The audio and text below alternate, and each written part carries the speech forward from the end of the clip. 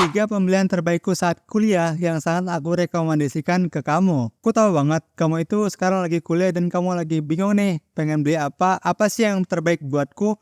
Apakah itu sebuah HP, investasi, saham, kripto, dan semacamnya, ataupun apapun itu, kamu lagi di fase bingung banget pengen beli apaan, supaya kamu pikir betul-betul dengan hal yang kamu beli tersebut, kamu nggak menyesal di kemudian hari.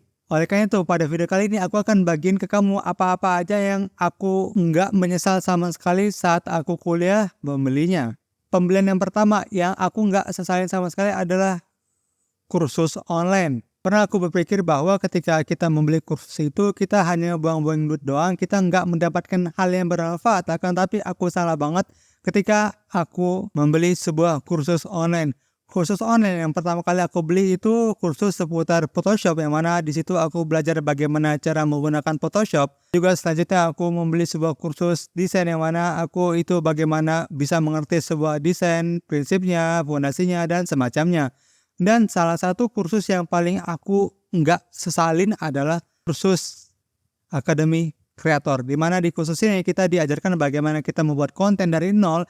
Yang tadinya aku grogi banget ngomong depan kamera seperti ini, yang tadinya aku malu banget buat mengekspos diri aku di sosial media, yang tadinya aku nggak tahu bagaimana cara membuat konten di Instagram, YouTube, TikTok, dan sebagainya.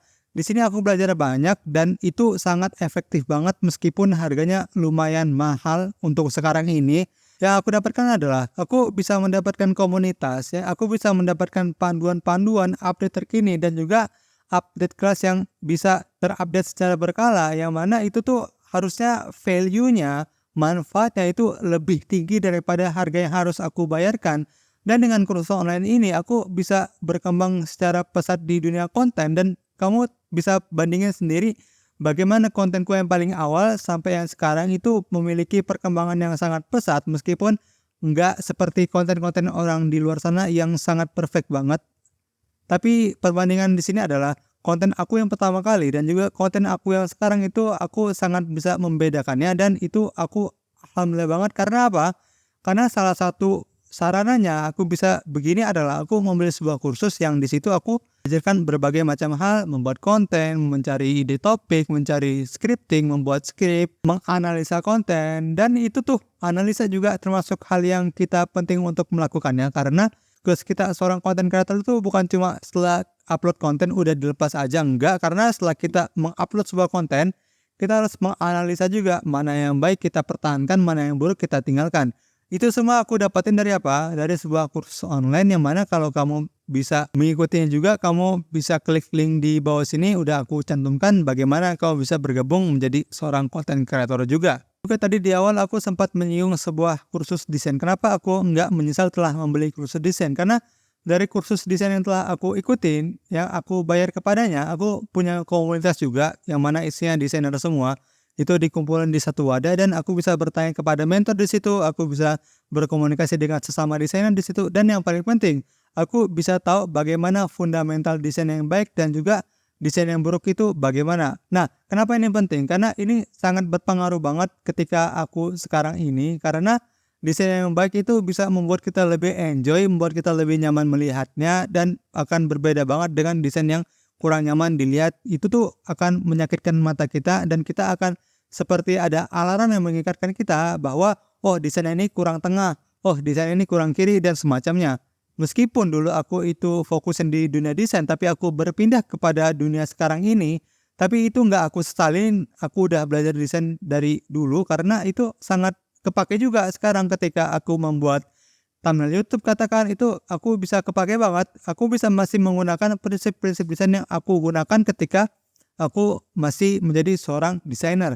Dan juga kenapa desain ini penting bagi aku, bisa kepake ketika aku membuat presentasi di skripsi kemarin, aku bisa membuat presentasi di kalah misalkan, dan semacamnya. Dan ini penting banget membuat mata kita nyaman melihatnya, dan kita bisa mengerti bagaimana prinsip-prinsip desain dan semacamnya. Itu yang pertama. Hal yang nggak aku sesali adalah sebuah membeli kursus. Ini nggak cuma terpatok cuma desain dan akademik kreator yang tadi aku katakan ya, ada banyak banget kursus online yang bisa kamu sesuaikan dengan minat kamu itu bagaimana, kelebihan kamu itu bagaimana, kamu suka yang di bagian mana, kamu beli aja kursus online yang mungkin itu worth it buat kamu, dan insya Allah kamu nggak bakal nyesal kalau kamu bisa memilih kursus yang tepat untuk kamu. Pembelian kedua yang nggak bakal aku sesali ketika aku kuliah kemarin adalah aku membeli buku. Jadi dulu waktu aku kuliah, aku kayak setiap bulan itu rutin banget membeli buku, entah itu satu ataupun dua. Yang mana dari buku tersebut aku bisa mendapatkan wawasan baru, aku bisa mendapatkan insight baru. Yang bahkan kalau teman-teman tahu, ayat pertama kali yang turun di dalam Al-Quran apa? Iqra bismi rabbikal ladzi khalaq. Bacalah, kita disuruh membaca. Nah, dari sini kita tahu bahwa kalau membaca itu penting banget, dan mungkin teman-teman ada yang merasakan bahwa ketika teman-teman udah membaca sebuah buku dan kamu nggak merasakan bagaimana manfaatnya, itu yang membuat kamu mungkin menyesal telah membaca sebuah buku dan kamu berpikir bahwa aku nggak ada manfaatnya ketika membaca buku, dan ini merupakan mindset yang salah banget, yang mana kamu berpikir aku nggak mau baca buku karena ketika aku menyelesaikan sebuah buku aku tidak bisa mendapatkan manfaatnya. Enggak, manfaat dari buku kamu itu nggak bisa langsung mendapatkannya manfaatnya sewaktu yang dekat itu juga, bisa aja besok kamu bisa mendapatkan manfaatnya, bisa aja pekan depan, tahun depan, atau bahkan beberapa tahun ke depan. Contohnya gini, misalkan kamu telah menyelesaikan buku Atomic Habits pada hari ini, apakah besoknya kamu langsung kepake? Bisa aja enggak.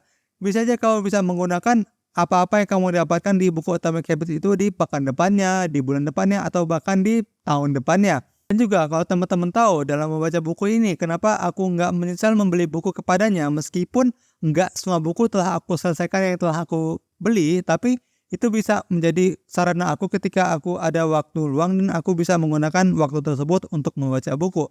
Dan kalau teman-teman tahu juga, orang-orang besar yang seperti Bill Gates, Elon Musk, dan semisalnya itu, dia memiliki satu kebiasaan yang sama, yaitu membaca buku. Yang mana kita bisa tiru kebiasaan dia, dan moga-moga aja kita nanti di suatu saat bisa menjadi seperti dia karena kita melakukan kebiasaan yang sama dengan mereka. Dan bukan teman-teman juga yang merasakan bahwa nggak ada manfaatnya ketika menyelesaikan sebuah buku dan kamu bosan merasanya. Aku juga dulu merasakan seperti itu, tapi aku paksain aja dulu. Aku baca apa yang aku suka dulu, sampai lama-lama aku bisa suka untuk membaca gitu. Jadi gitu kan awalnya, kita baca apa yang kita suka dulu, nanti kan lama-lama kita bisa membuat kita malah menyukai bacaan buku tersebut.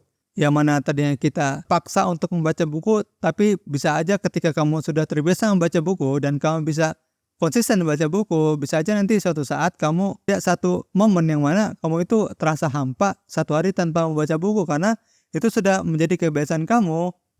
Dan untuk prakteknya ini simpel banget. Kalau kamu pengen konsisten membaca buku, caranya adalah sesimpel kamu luangkan satu hari cuma satu halaman doang. Nah, kamu jangan berpikir bahwa satu halaman ini dikit banget dan aku bisa lebih. Enggak. Kamu konsisten dulu satu halaman. Nanti kalau udah terbiasa satu halaman, kamu naik tingkat lagi menjadi 10 halaman. Nanti kalau kamu udah terbiasa lagi 10 halaman, kamu bisa tingkatin lagi ke 15 halaman dan semisalnya. Sampai nanti kamu mungkin bisa 30 halaman satu hari. Itu kamu udah buatkan jadwal khusus kepadanya, sehingga kamu gak ada hari tanpa membaca buku. Itu yang kedua, investasi ataupun pembelian yang terbaik yang aku lakukan ketika kuliah adalah investasi ke buku, membeli ke buku.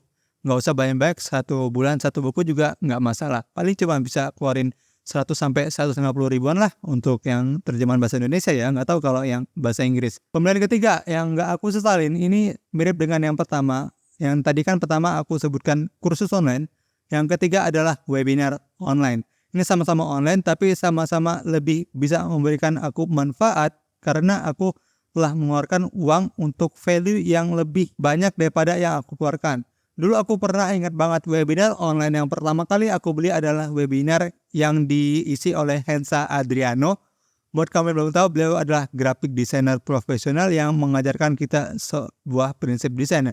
Di mana di webinar tersebut, beliau menjelaskan ke kita bagaimana prinsip desain yang baik, bagaimana prinsip desain yang buruk, dan semisalnya yang mana ketika aku melihat sebuah desain dan aku bisa tahu bahwa oh desain ini kurang ke kiri nih, oh desain yang ini kurang tengah nih, dan semisalnya. Yang mana aku bisa tahu fundamentalnya yang itu bisa memberikan aku kenyamanan ketika melihat sebuah desain ataupun membuat desain apapun itu. Dan meskipun harganya nggak mahal, cuma 100 ribu doang, itu isinya 3 jam, itu banyak daging banget dan kamu bisa beli juga webinarnya sampai sekarang masih ada kalau nggak salah. Itu webinar pertama. Yang kedua yang sangat aku nggak menyesal kepadanya adalah aku membeli webinar kasih solusi yang seputar branding, marketing, selling-nya. Mengajarkan 3 pondasi itu, apa itu branding, bagaimana branding yang benar, apa itu marketing, bagaimana marketing yang benar, apa itu selling, dan bagaimana selling yang benar. Aku tahu di situ dan aku nggak menyesal telah membeli webinar itu, meskipun teman-teman mungkin mengira bahwa ketika kita membeli sebuah webinar itu hanya buang-buang waktu doang, tapi bagiku itu sebaliknya. Selama kita bisa mendapatkan, kita bisa filter mana webinar yang baik buat kita dan juga mana webinar yang buruk pada kita. Karena aku juga pernah membeli sebuah webinar yang mana isinya itu zonk, yang mana isinya itu aku kurang suka kepadanya dan aku agak merugi, tapi nggak masalah. Yang penting aku bisa menikmati beberapa hal seperti yang tadi aku ceritakan, yang itu bisa menambahkan insight kepada aku dan aku nggak merasa berugi kepadanya telah mengeluarkan uang sedemikian rupa. Itu tuh 3 pembelian terbaik yang pernah aku lakukan selama kuliah, dan menurutmu mungkin ada pembelian lain? Tulis di kolom komentar ya. Dan tadi aku sempat menyinggung bahwa buku adalah sebuah hal yang gak aku merugi kepadanya telah aku membelinya. Mungkin kamu adalah orang yang masih merasa bosan ketika membaca buku, dan misalnya aku udah buatin video buat kamu supaya kamu gak bosan lagi dalam membaca buku. Langsung saja klik video di sebelah kiri sini ya. Aku tunggu di situ. Bye bye. Terima kasih telah menonton.